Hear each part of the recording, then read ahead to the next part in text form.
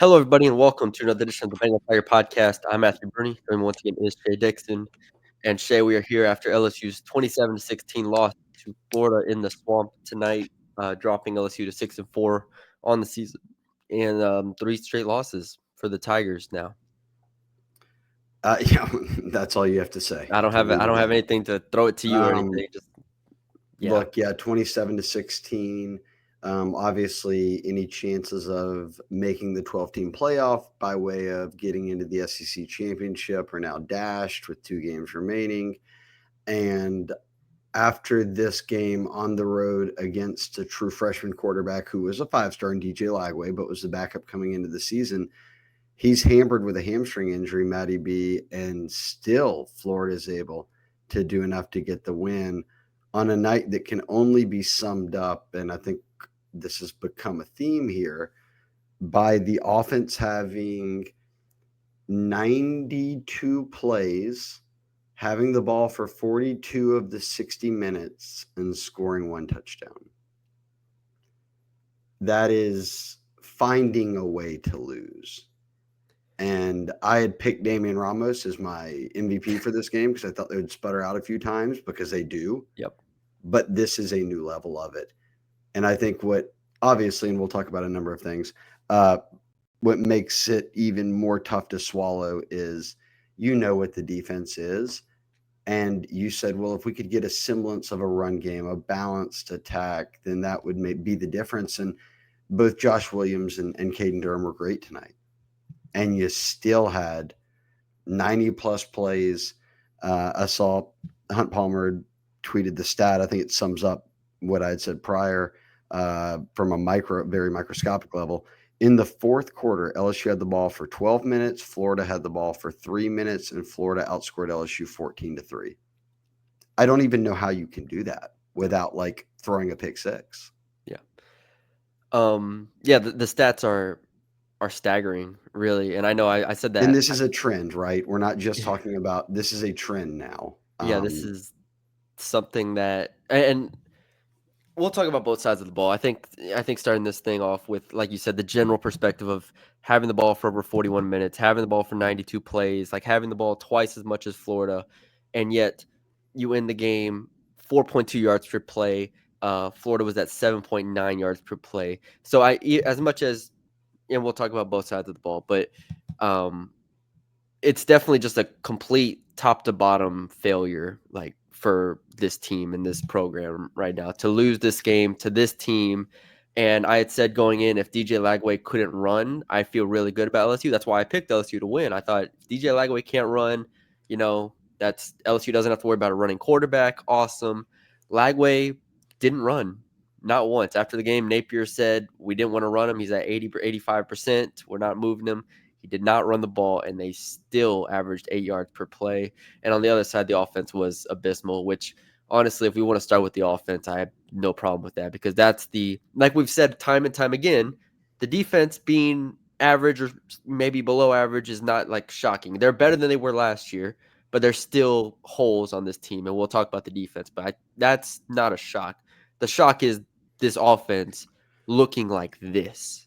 The offense's regression from what it was at the first half of the season to what it is now is mind-boggling. I mean, I wrote it down. They've been outscored 100-35 since halftime at A&M. They've gone in that stretch. They've 27 drives, 3 of them were touchdowns, and that includes the Kyron Lacey one at the end of a game. That didn't matter, the Bama game. Look, you lose Garrett Dellinger, then all of a sudden you're playing with a first-time starter at guard, and you've got a center who's struggling. And boy, did Florida take advantage of that. I mean, they were whooping them all night long. They're loaded up, and that is an issue. But teams overcome those issues. And look, we can get into offense, defense, all that. I would start by saying that this is twofold. Joe Burrow and Jaden Daniels are certainly elite. They were Heisman winners, all that. I get it. I'm not saying you have to have that type of player.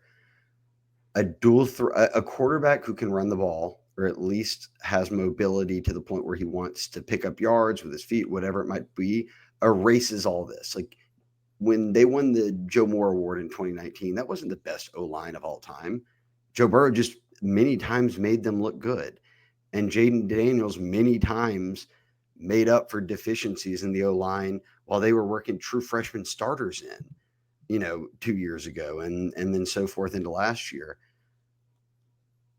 We can bang on Nussmeier. He throws it 50 times a game and they don't run. And tonight they found a run game with the backs. But one, I think that LSU's had a run of when they have been good recently, dual threat quarterbacks with the ability to do both erase a lot of mistakes. The other thing, this goes for offense and defense. I don't think they have just dudes that, and I don't know how else to put it, but like first round pick type talents that go out there and just make plays for you. And those type of guys, and Brian, that's one thing as Brian Kelly said in his presser that I completely agree with in the post game. He said we don't make plays in space and short yardage situations where you can just turn something. And that's what Malik Neighbors did. That's what Justin Jefferson and Chase and Thomas, all these guys did. Like in the blink of an eye, Matty B, you could score from 60, 70 yards out. No big deal. Caden Durham shows some of those flashes, but he's a running back. Like Aaron Anderson is a grinder. Did he catch? He had 9 targets. Okay. 7 for 72 and 1. Yeah. Kyron Lacey disappears in games, which I don't have the film. I'm just saying what the reality is to the point where he's verbally yelling at Brian Kelly about like, get me the ball. And he's your wide receiver one.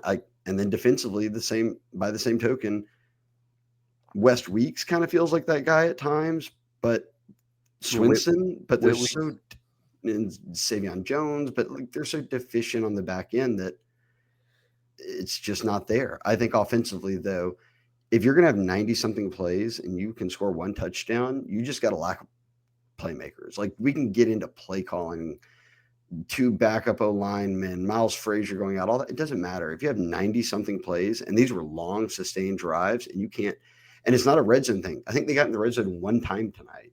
Yeah. Yeah. They were 1 for 1 in the red zone. They kicked field goal. Or did they score? No, that was Anderson was from 28 out. So yeah, 1 for 1. This is not even a red zone issue. Like they just get down there and then that's it. Yeah, past like midfield. It's just been this. It's felt this way all season, and I don't know if we should be surprised by this result. I think I agree with most of what you said. I think I would add, or maybe take my own opinion on it.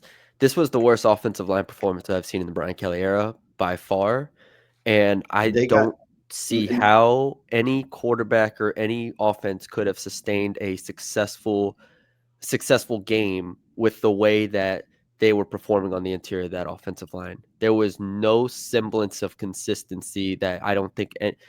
Maybe Cam Ward could have done it. Maybe, I mean, obviously, Jaden Daniels would have been awesome. It would have been awesome to have a Heisman winner back there.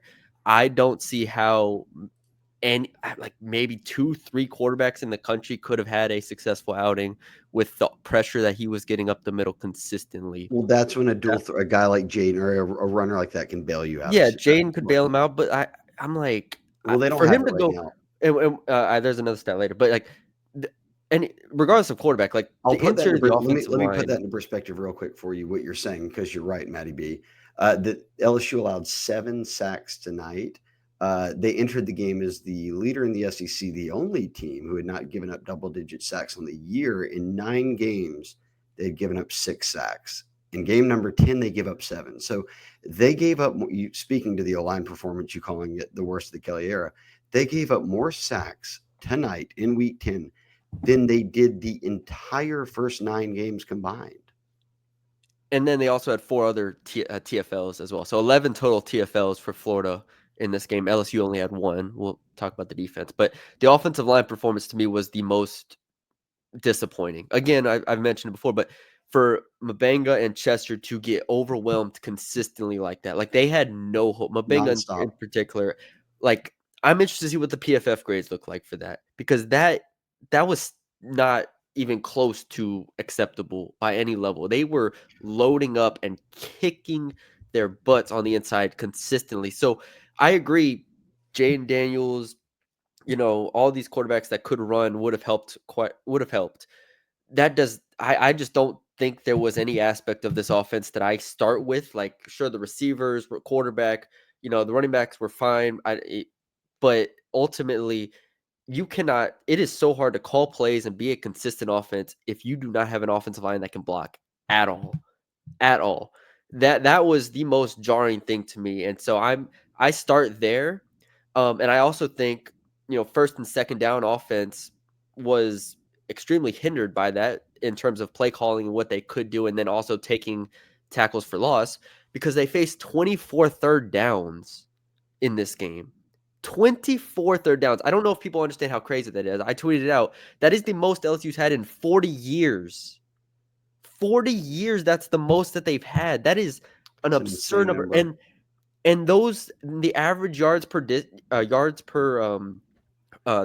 to go in those 24 was 8.8. And they converted more than half of them And somehow.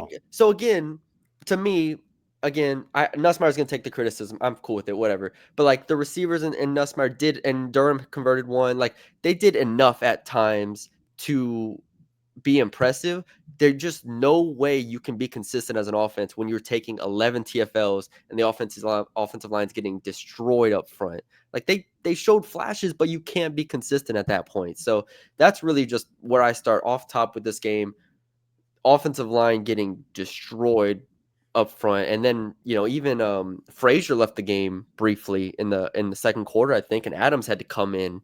Oh, he left it It's for an extended amount of time. such And a this mess. Tyree Adams, the guy who had surgery a few weeks back, and is in a game. Such a mess. So yeah, that's my round on the offensive line because I truly believe that it all starts there.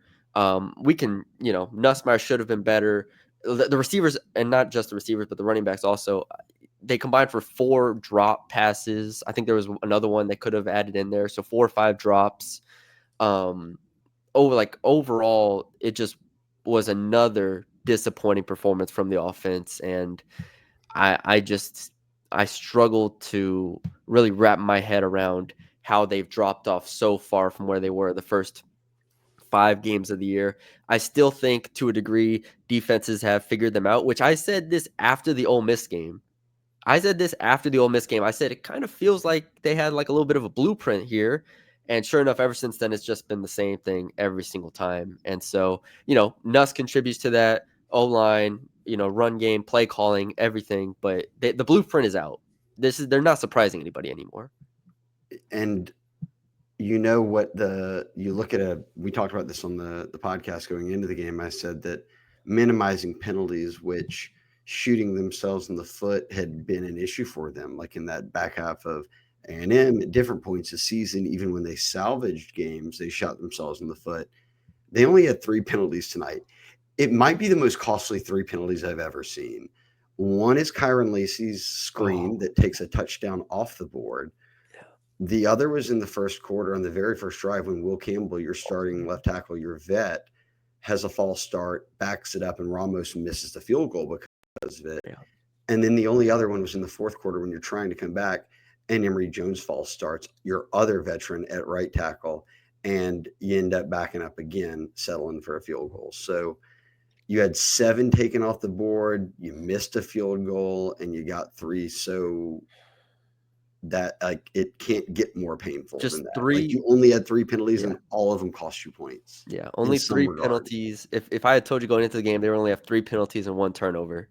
Like, they're winning that game. And Lagway doesn't run the ball. Like they're winning the game. And yeah, here we are. Yeah, I don't have anything more on the offense specifically. It was nice to see the run game get going, obviously with Williams and Durham, and the line got some push in there, and that's what we wanted to see. Add that note to the long list of things of how could you possibly lose a game. They ran for 120. That's 40 minus 46 of Nussmeier's. Durham ran for 91. Williams ran for 69, 70 yards basically. So 33 carries, and you're getting 160 something yards out of those two. Matty B, you'll take it every time. Yeah. And it wasn't a get Josh Williams out of the game and the debate. Like, They both Really? came up big for LSU in multiple spots. Yeah. I think clearly, to my point earlier, they had a lot more success running the ball on the right side of the offensive line. I think they figured that out fairly quickly, and so that was good to see. However you can get it at this point. Yeah, that is a positive here.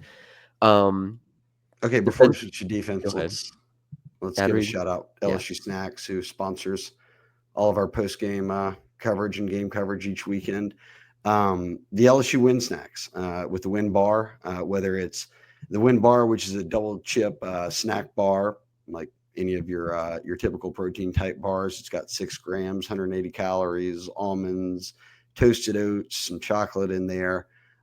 And then as well, they've got the Win Bites with the cookies, which are just chocolate chip cookies, plant based. And why we linked up with them is you hear the name Win. It's WIN with the exclamation point. It's the Win Bar. They are the officially licensed, or are officially licensed through LSU as the official snack that's linked up with them collective wise. And anytime you get on LSUsnacks.com, that's just LSUsnacks.com. You can buy the chocolate chip cookies. You can buy the Win Bar regular kind of on the go protein bar. These are about to be available in stores if they're not already. I know they were about to launch down here in a lot of South Louisiana and into Texas stores. But order them online. Proceeds, a bit of every time you make a purchase, goes back to the collective with supporting LSU student athletes. So LSUsnacks.com, the official post game sponsor of the Bengal Tiger podcast. Yes. Insight. Shout out to them. I've got actually a whole box of them in here, Matty B. I'll give you some. Yeah, I need some. Send them over here. You need something. Work away your misery by eating these cookies. They taste delicious. Yeah, I was sick the past week, and now this. So, Oh, I'm sorry. All right, look, let's say this on the defense. Aren't they just what we thought they were? so I was disappointed. The only thing I was shocked by again was with Lagway not running. I thought they were going to actually get pressure on him, and they tried. Like they blitzed some, but they just didn't hit. Like Well, they give didn't Lagway get some there. credit too. A couple times he made some very, very nice No, throws under Lagway's pressure. Lagway's going to be a problem next I'm year, telling you, like he's a in the problem. future. A gunna. He was a problem tonight. He just beat him. Yeah. I Hampered thought with they would one be leg. able to get to him and affect him more than what they did tonight. They had He one entered the game sack. with 6 touchdowns and 5 interceptions. No, And LSU dropped what, no, 2, no 3? sacks. No sacks. They Yeah, did not sack a one-legged Lagway. yeah, no sacks, and they dropped 2 or 3 interceptions in this game. It's like though again to your point of having playmakers, like those are the type of plays LSU makes in years past. Like uh, DBU, something has to happen here to where you're making these interceptions, you're making these plays, you're making these Well, game they saving lack talent. tackles. They lack And talent in the secondary. That's oh, very clear. It's an issue yes, going into the season. It's been a glaring issue all year. yeah, Here's the reality. They need to hold together this signing class from Bryce Underwood to the bottom. But when we speak about DBs, they need to have DJ Pickett, who's the number one corner in America, Cade Phillips, who's going to end up being a top 5 corner, and Aiden Anning, who's the best corner in Louisiana. Those 3 are going to come in, and I will not be shocked if all 3 of them are playing a lot of snaps next year. yeah, Then they need to hit the portal for some safeties because the 3 safeties they play are all veterans, and they never go to the other guys anymore. And that tells me that the other guys must be behind them. And unless they're making that up in an off season, they're going to need to upgrade there too. yeah. So Yes, you that's need it's not fixable. And then like you've got 2 more games, go try to win them. But speaking to next year, hold on to these commits at corner because that's why you brought Corey Raymond back. You went out and got elite dudes, the type of dudes that are DBU. This was kind of a holdover year at safety. Look, they have 2 4-stars committed at safety. Jace Thomas' dad played in the NFL. Like I'm not shortchanging them, but if we're talking about next year's team, these veterans aren't going to be in the starting lineup and here next year. Is it going to be the backups who they don't even play this year? Is it going to be some transfers? I would lean transfer. yeah. Yeah, big picture wise, the secondary. I mean, really, And the I'm safeties just, are and I don't key. mean to make it big picture, but you speak about the reality of this season It of is. even though the front 7 has been very good for them in spots and certainly overachieved. And I believe in Bo Davis and Kevin Peoples and Blake Baker and Corey Raymond and Jake Olson. Like, I think they've got a really great defensive staff. What they did, we talked about it, like cut in half the worst defense ever for LSU and see where you're at. Well, they've done it. But the reality remains they're still working with the same pieces here. Yeah. How do you flip that in an offseason? Keep these corners committed. Derek Stingley started as a true freshman. Tons of dudes who part of this DBU played as true freshmen. They took lumps, but they became draft picks after 3 years or whatever Yep. it might be. And then I think they need some fix at safety. I'm not as worried about the front seven. Yeah, I'm not either. Like you said, I mean, heck, Ashton Stamps was getting freshman run. PJ Woodland's getting freshman run. Deshaun Spears is getting Not freshman run. freshman run, more than that. Look, I was Ashton Stamp's biggest fan out of high school because he was the lowest ranked guy in the class. I Yeah. said, this is the type of dude that you can develop that ends up being that guy that steps in for you. And you look at him and say, 4 years down the road, glad we signed that guy. You know, he started every game since he's been on campus, basically. Like, that wasn't in the cards Yeah. for It's crazy. a guy like Ashton Stamps. He's doing his best out there. He's learning on the fly every single game. It's, yeah, they need to restock there. We knew that before the year, so it's no surprise we're saying it right now. Yeah, no, for sure. I believe in the defensive staff wholly, though. I think that they are very good coaches. Yeah.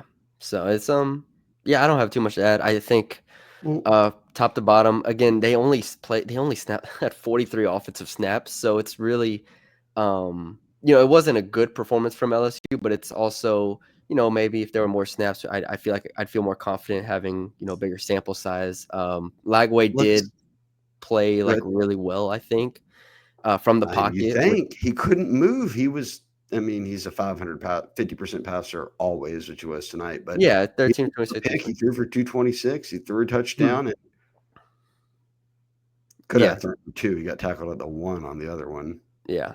So again, that was the most disappointing thing to me Never is got sacked. they couldn't unsettle Lagway in a way that I thought they would be able to. To your point, big picture wise, this is what we knew the defense was, and we know that they need to get better the offseason. They took a step forward this year. You can debate if that's good enough or whatever, Yeah, they're but going to need it. Yeah, ultimately, they need more talent. yeah, they need more talent on this defense, and And on offense, they need yeah, to have.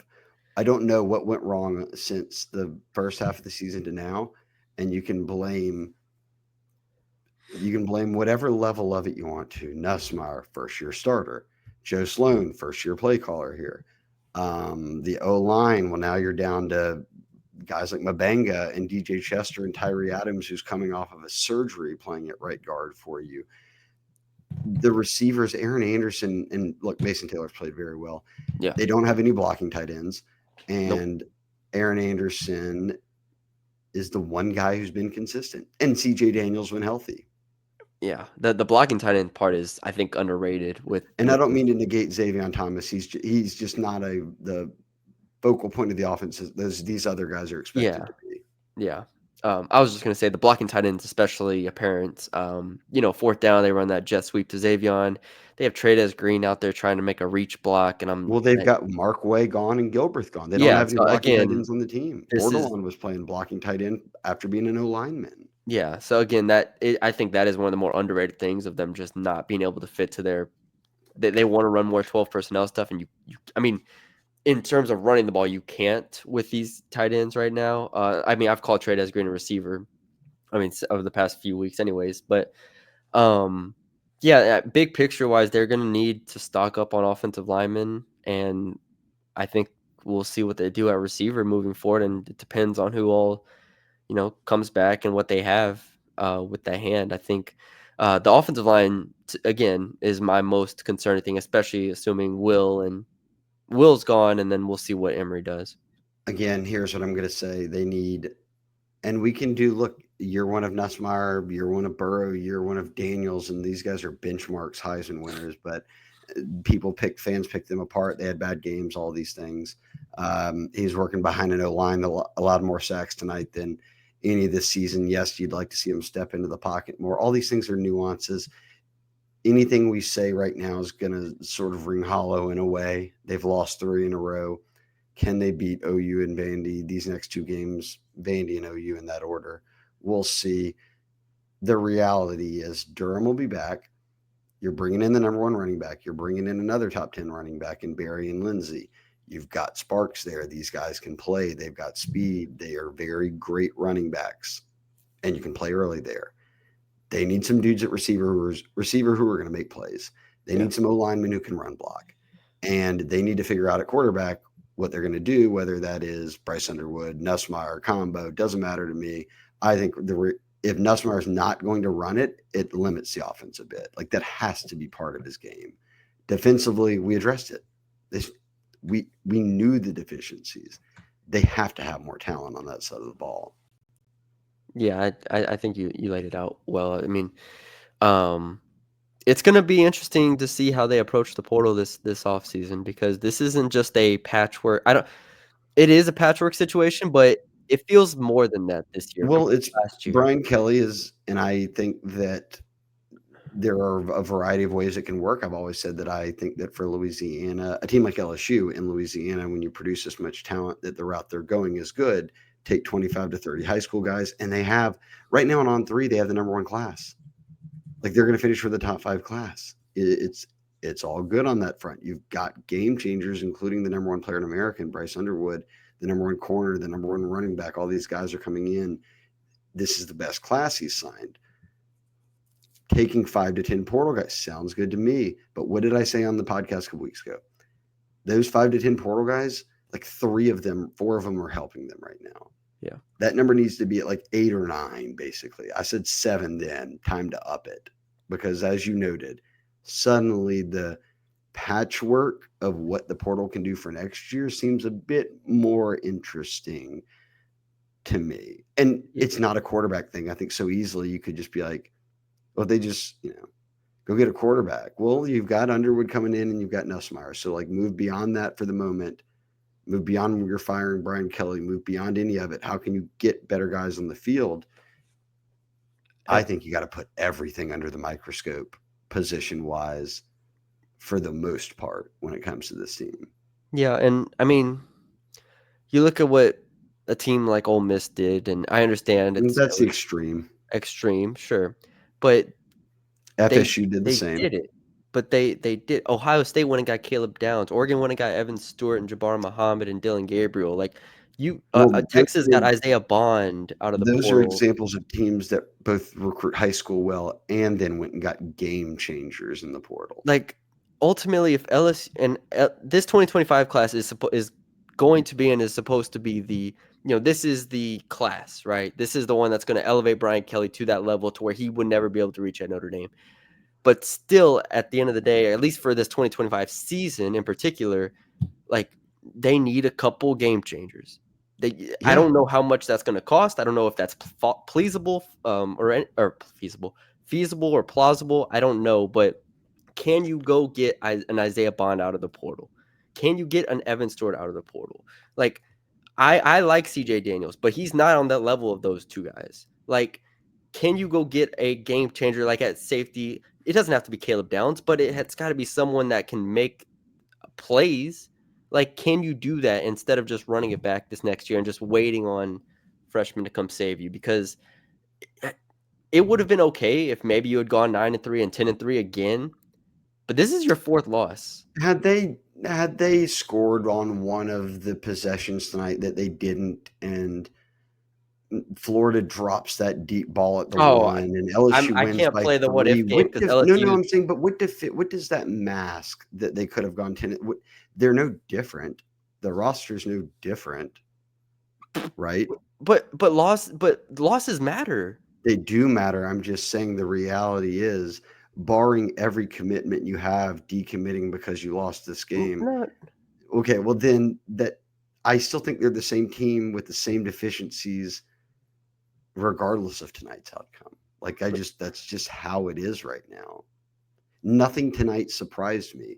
It just got taken to an extreme on offense where I don't even understand how you do that. Yeah, no. I get what you're saying. Every loss to me, and I understand they maybe weren't making the playoff anyways if they went 9-3 or whatever. Every loss to me cranks up the importance of next season Of because I course. think next season, if you had gone 9-3, what 10-3, and with a bowl game, let's say, I think there would have been a grace period. Oh, let's just get these Well, 25s then it in here, and becomes let's this. You you finish the go same two, as Kelly four, did or the first two seven and seasons. five.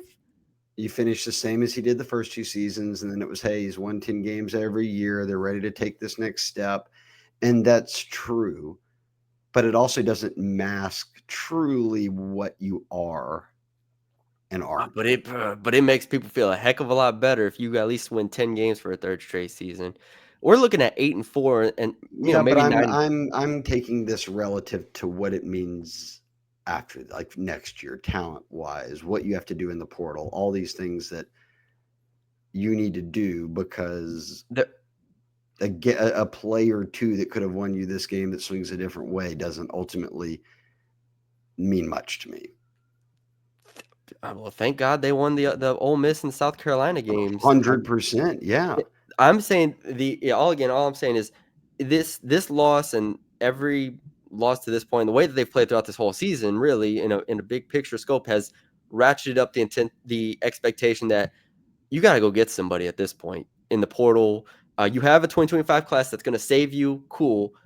Let's go get some players to be competitive, because as much as I love playing young kids, like that's not. I mean, you're not winning a championship rolling out 8 starters that are freshmen here. Like this is go get a Walter Nolan. Go get a team. Go compete with the top teams in the country in the portal. I love Xavier. I love CJ. I love name a player. Jordan. No, I don't. But like these players are not getting it done. They're not good enough. Oh, I think those guys are fine. I'd take all of them. You just need Not on more. a championship team.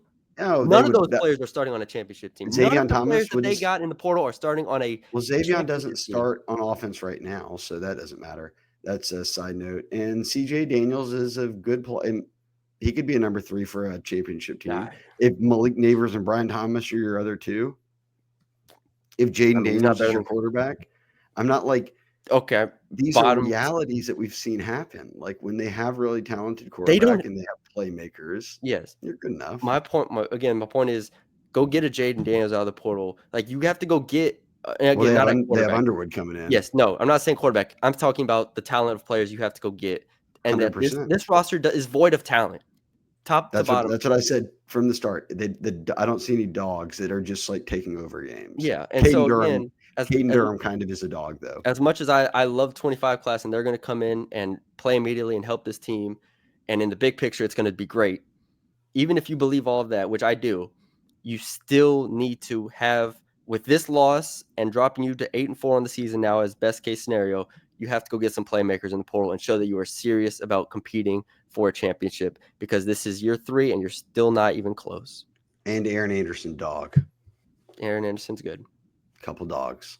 Very good. Need more of them. Need more of them. Need a lot more. Need a lot more. So yeah. Now here and look, we'll wrap up here. I don't. There's going to be a million of the like. It's year 3. Brian Kelly. This Notre Dame. He'll never win the big one, even though he's got this great track record of wins over time, win percentage wise. He'll never win that championship.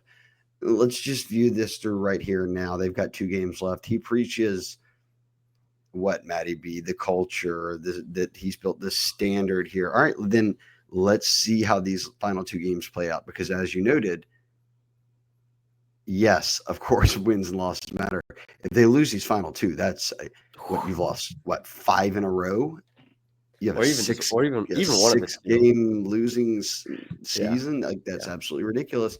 Our guys, I don't want to say opting out because they don't even have any first round draft picks outside of Campbell and maybe Emory Jones. I don't know, but Campbell wouldn't opt out. But our guys suddenly not playing and suspended for a quarter, not traveling. We saw some of that tonight. So what happens these next 2 weeks? Because that will at least speak to that, right? Like we know what the talent is, we know what they've done, we know how they look every game, but what Brian Kelly really says is, look, I've built this foundation that we can now grow upon. That's about to be tested here these next 2 games, regardless of your talent. That's a great point. It's a great point. Is Brian Kelly, really for the first time, I mean, he was tested culture-wise year 1, but this is like completely different in terms of like you are now setting a standard, and now your standard's being tested. It's like, are you going to accept this? Like in terms of what players can and can't do, in terms of, the buy-in and all that stuff. So it's going to be very interesting to see how they approach these last 2 games, because, uh, like I said, don't lose, just don't I lose think at home, to especially paraphrase to what he Vanderbilt. said in the post game presser, if you're not about it 100% in Yeah, practice, film, everything, these next 2 weeks, you will not be on the field, just no matter who you are. yeah. Yeah. All right. I think you summed that up well. Good way All to end the right, let's get podcast. out of here. Let's get out of here. Look, guys, the sun will rise. 2 games left. You're only promised 12 a season. Let's go enjoy them. See if they can't get a couple dubs out of it. Yeah. Fun Vandy will. fact: congrats to Devon Keys, who not only made his first start in place of the mysteriously absent Swinson for the first quarter, which would have helped certainly, but he led the team in tackles with 5. Wow. 5. Probably don't see that happen much, but all the same, 5 is crazy. that's wild, isn't it? They only ran 43 plays, so it's not like that. That's still though. You would think But someone still, had like 5. 9 tackles or Yeah. something. 5. Jeez. That's a good stat. All right. It's Yeah. not a good stat. Well, for No, Keys, it it's is. sorry. Okay. It's For Keys, it an is. insightful stat. There you go. All right. Um, Okay. Look, and I'm sure Florida fans will tune in here. Florida outplayed LSU. DJ Lagway is, as you said, going to be a problem. Already is a problem on one leg. No rushes. Did what it took, and then they stepped up on D. 7 sacks. Ugh. Crazy. Crazy. Subscribe to the Bengal Tiger On3 if you have not already. We have tons of content We're on already up. recruit watch for the next 3 weeks here till signing day, Matty B. Yes, it is officially recruiting. We're into the wee hours of the recruiting season for the 2025 class. Obviously, Bryce Underwood has been the headline for the past couple weeks, which is Well, always the headline. And then, and here's what's wild, and we'll get out of here. I promise. 2 games left, and as I said, you're only promised 12. Let's enjoy them. They'll get to a bowl, obviously, but in 3 weeks, we'll know if they've held this class together or not. And then no rest for the weary. Right after that is the portal. So all these questions we have about the team and what the future is, like we're gonna know the answer within the month.